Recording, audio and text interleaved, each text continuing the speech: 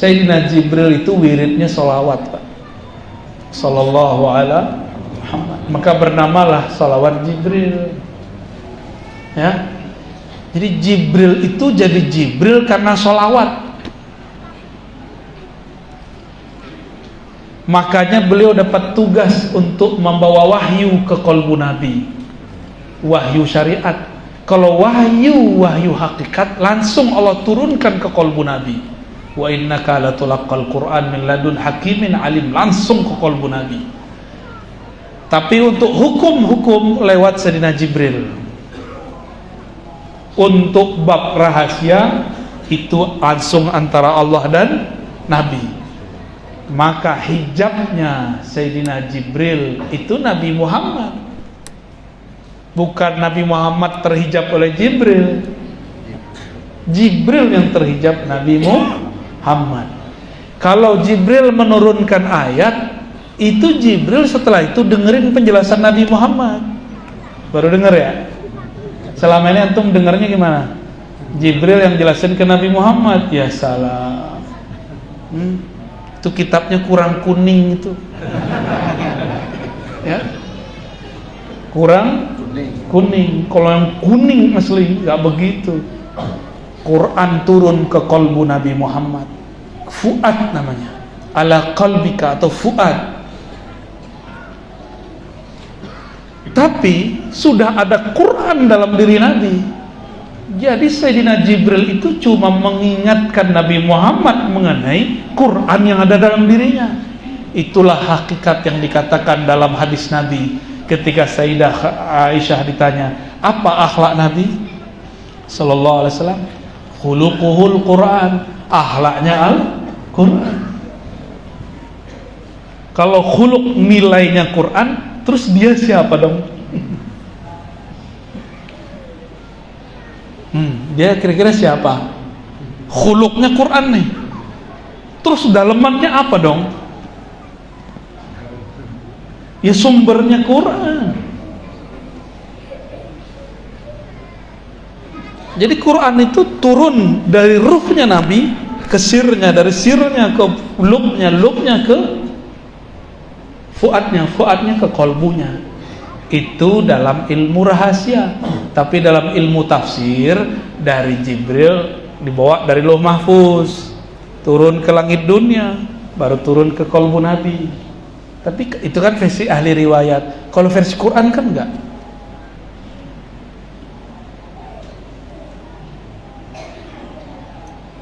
Allah menyebut Quran itu qara'a. Jamaah artinya Allah kumpulkan Quran itu di kolbu Nabi. Hanya kolbu Nabi lah yang bisa menampung Al-Quran. Kita ini karena bukan Nabi Muhammad, kita paling dapat beberapa nur Quran. Ada yang dapat nur Al-Fatihah, ada yang dapat nur Kulhu, ada yang dapat nur Al-Baqarah, ada yang dapat nur Al-Mulk, ada yang dapat nur Waqiah, ada yang dapat nur Toha. Itu Allah bagi-bagi. Setiap kekasihnya datang dengan ayat-ayat itu kepada Allah Subhanahu wa taala. Maka setiap wali ada ayatnya. Nabi Idris saja ada ayatnya. Dan semua ayat itu ada di kolbu Nabi Muhammad sallallahu alaihi wasallam. Ya. Makanya kita ini beberapa senang ayat tertentu, benar nggak? Kalau antum senangnya Waqiah mulu ya. Supaya apa? Rezeki lancar. Hadisnya dhaif. Dhaif hadisnya. Gimana dong? Kita baca Waqiah bukan karena pengen rezeki banyak, tapi supaya diridhoi oleh yang. Kalau qalbu Nabi isinya kalam-kalam Allah. Karena isinya kalam-kalam Allah, kalam itu sifat lebih tinggi daripada sekedar nama. Qalbu kita cukup nama Allah, qalbu Nabi isinya kalam-kalam Allah. Maka ini jalan pintas menuju Allah. Jika ingin mendekat kepada Allah, sholawatlah kepada qalbu Rasulullah sallallahu alaihi wasallam. Sholawat kepada ruh Rasulullah. Maka ada sholawat namanya sholawat ruhiyah. Allahumma salli ala ruhi sayyidina Muhammadin fil arwah. Ya Allah, sampaikan salam ruh kami kepada ruh baginda Rasul sallallahu alaihi wasallam. Salam kolbu kami kepada kolbu Nabi sallallahu alaihi wasallam. Salam jasad kami kepada jasad Nabi Muhammad sallallahu alaihi wasallam. Salam jiwa kami kepada jiwa Nabi Muhammad sallallahu alaihi wasallam. Salam akal kami kepada akal Nabi sallallahu alaihi wasallam.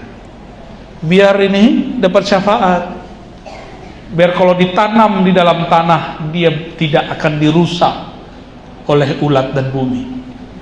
Seperti Nabi mengatakan, innallaha harrama 'alal ardi an ta'kula ajsadal anbiya. Sesungguhnya Allah mengharamkan atas bumi untuk merusak tubuh para nabi. Kita tambahkan wa warasatuhum, dan pewaris-pewaris mereka. Gimana? Saya mau gimana jadi pewaris? Nggak pernah nyantri, nggak apa-apa. Emang sahabat Nabi nyantri? Pesantren kilat ya Pak ya? Ada lulusan pesantren kilat sini? Ya, bulan puasa ya. Maka Bapak Ibu yang hadir, poin saya tadi 3 itulah. Kolbu hanya dicipta untuk nama Allah. Yang kedua, taman-taman surga hakiki adalah kolbu para wali yang berzikir kepada Allah. Dan yang ketiga, kolbunya Rasulullah adalah kalam-kalamnya Allah. Ya? Maka bersolawatlah kepada Rasulullah, engkau akan dekat kepada yang dibaliknya Rasulullah, Allah subhanahu wa ta'ala. Dipandang dari sisi zatnya, dia bernama Ahad. Dipandang dari hembusannya, Allah menamakannya Ahmad. Dipandang dari sisi cahayanya, bernama Nur Muhammad. Dipandang di akhir zaman, bernama Al-Mahdi. Ya. Laisa kamitslihi syai'. Allah tiada yang serupa dengannya. Itulah tajalli. Allah bertajalli kepada Ahmad, bertajalli kepada Muhammad, bertajalli ke Al-Mahdi. Apa arti tajalli? Allah menumpah ruahkan rahasianya kepada Ahmad. Yang Allah tumpahkan rahasia zat, Allah tumpah ruahkan kepada Muhammad. Itu rahasia-rahasia sifat. Allah tumpah ruahkan asma'nya juga, Allah tumpah ruahkan af'alnya juga. Dan di akhir zaman itu diwariskan semua kepada Al-Imam Al-Mahdi. Itulah maksud Nabi, dan ini penutup kajian saya. Al-Mahdi. Alif Lam itu menunjukkan kesempurnaan, kesempurnaan hidayah yang dia terima.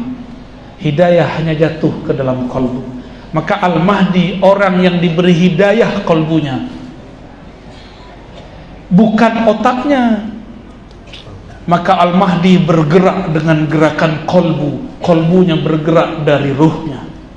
Maka sang Al-Mahdi tidak bergerak karena berita, karena partai politik, karena desakan jemaah. Dan dia bergerak dengan gerakan ruh murni. Itulah yang disebut minhajun nubuwah, manhaj kenabian. Inilah yang disebut ismuhu, ismi. Isimnya, namanya persis seperti namaku. Bukan nama KTP. Nabi di zaman itu nggak ada KTP. Jadi jangan cari orang namanya Muhammad bin Abdullah. Bukan, ini nama ruhani. Nama apa?